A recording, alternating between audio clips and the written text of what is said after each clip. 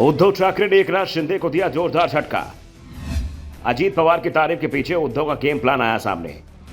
एकनाथ शिंदे से नाराज विधायक जल्दी बदलेंगे पाला। 3 महीने पहले की बात है, दादा बार बार नॉट रीचेबल हो रहे थे। दादा यानी अजीत पवार। अजीत पवार जब भी नॉट रीचेबल होते थे तो कई तरह की चर्चाएं शुरू हो जाती थी। एक बार तो यहां तक दावा कर दिया गया कि दादा दिल्ली गए हैं, अमित शाह से दिल्ली में उनकी मुलाकात हुई है। दादा बार बार नॉट रीचेबल होने लगे थे।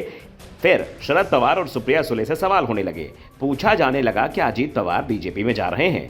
18 अप्रैल को सुप्रिया सुले से पत्रकारों ने जब सवाल किया तो उन्होंने कहा कि अफवाहों का उनके पास कोई जवाब नहीं है। मेरे पास बहुत सारे काम हैं। बात अजीत दादा की है तो उन्हें हर कोई चाहेगा। इस बयान को 2.5 महीने भी नहीं बीते होंगे और दादा ने शरद पवार खिलाफ बगावत कर दी। दादा अब एकनाथ शिंदे और देवेंद्र फडणवीस की सरकार का हिस्सा हैं, डिप्टी सीएम है और मंत्रालय भी मिला है, वो भी वित्त, यानी तिजोरी की चाबी अजीत पवार के पास ही है। वैसे एकनाथ शिंदे ने कोशिश बहुत की थी कि एनसीपी के हिस्से में वित्त मंत्रालय न जाए। उन्होंने इसे लेकर दिल्ली तक दौड़ लगाई थी, लेकिन दिल्ली ने शिंदे की जगह अजीत पवार को ज्यादा भाव दिया। संजय राउत ने तो यहां तक दावा कर दिया था कि अमित शाह ने एकनाथ शिंदे की मांग पर सीधा जवाब दे दिया कि अगर आपको वित्त मंत्रालय चाहिए तो रख लीजिए, लेकिन फिर सीएम पद अजीत पवार के लिए छोड़ दीजिए। शिंदे की कोशिश कामयाब नहीं हो पाई। सीएम ने मजबूरी में वित्त मंत्रालय अजीत पवार को सौंप दिया। अब इसे लेकर उद्धव ठाकरे ने एकनाथ शिंदे को करारी चोट दी है। उद्धव ठाकरे ने कैसे एकनाथ शिंदे को चोट पहुंचाई है, यह समझने के लिए पहले उद्धव का बयान बताते हैं। उद्धव ने कहा, मैंने अजीत पवार के साथ काम किया है और मुझे पूरा भरोसा है कि महाराष्ट्र के लोगों को मदद मिलेगी, क्योंकि खजाने की चाबियां उनके पास है। फिलहाल तो सत्ता की लूट खसोट चल रही है, उसके मुकाबले राज्य के मुद्दे अहम हैं। दरअसल जब उद्धव ठाकरे की महाविकास आघाड़ी सरकार में अजीत पवार वित्त मंत्री थे तो उन पर शिंदे खेमे के विधायक फंड आवंटन में भेदभाव का आरोप लगाते थे। तमाम विधायकों के उद्धव से नाता तोड़ने की एक बड़ी वजह यह भी थी, आघाड़ी सरकार में शरद पवार और एनसीपी के नेताओं की बात ज्यादा सुनी जाती थी।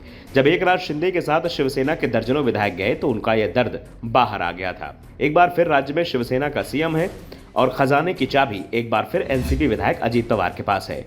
यानी 1 साल पहले पुराने हालात फिर से खड़े हो गए हैं। जिन हालातों में शिवसेना विधायकों ने बगावत की थी वो फिर सामने है। अब एकनाथ शिंदे मुश्किल में हैं।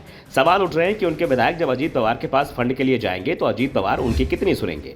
ऐसे में उद्धव ठाकरे ने अजीत ठाकरे से मुलाकात कर कहीं न कहीं शिंदे खेमे को चिढ़ाने की कोशिश के रूप में भी देखा जा रहा है। जो अजीत पवार उद्धव के वित्त मंत्री रहते हुए शिंदे के समर्थक विधायकों की बात को अनसुना कर देते थे, क्या वो फंड के मामले में आसानी से डिमांड पूरी कर देंगे? दरअसल राज्य में अब अगले करीब साल भर तक लगातार चुनाव होने हैं। बीएमसी का चुनाव कभी भी हो सकता है, इसके बाद लोकसभा चुनाव होंगे और उसके 4-5 महीने बाद विधानसभा चुनाव। ऐसे में एकनाथ शिंदे के साथ गए शिवसेना के विधायक भी दबाव में हैं, जो एकनाथ शिंदे पर दबाव बढ़ा रहे हैं। ऐसे में सवाल उठ रहे हैं कि शिंदे इस दबाव को झेल पाएंगे। दूसरी ओर जिस तरह से उद्धव ठाकरे ने अजीत पवार की तारीफ की है, उसके बाद से एकनाथ शिंदे को ज्यादा ही परेशानी में दिखाई दे रहे हैं।